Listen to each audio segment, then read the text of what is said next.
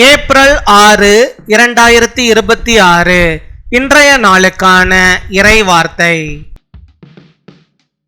கர்த்தர் உங்கள் பாதையை நேராக நடத்தி உங்கள் வாழ்க்கையை வெற்றியால் நிரப்புவார். May the Lord direct your path and fill your life with success. நீதிமொழிகள் 3 அதிகாரம் 6 வசனம். Proverbs chapter 3 verse 6. உன் வழிகளிலெல்லாம் அவரை நினைத்துக்கொள், அப்பொழுது அவர் உன் பாதைகளை செவ்வைப்படுத்துவார். என் அன்பு சகோதர சகோதரிகளே, கர்த்தர் உங்கள் வாழ்க்கையை சரியான பாதையில் நடத்துவார். நீங்கள் எடுக்கும் ஒவ்வொரு தீர்மானத்திலும் அவர் உங்களை வழிநடத்துவார்.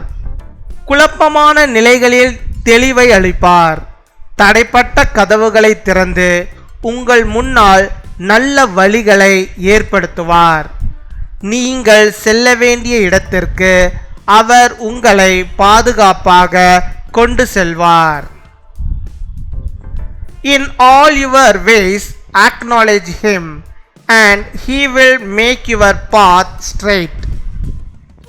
My dear brothers and sisters, the Lord will guide your life in the right path. In every decision you make, he will lead you.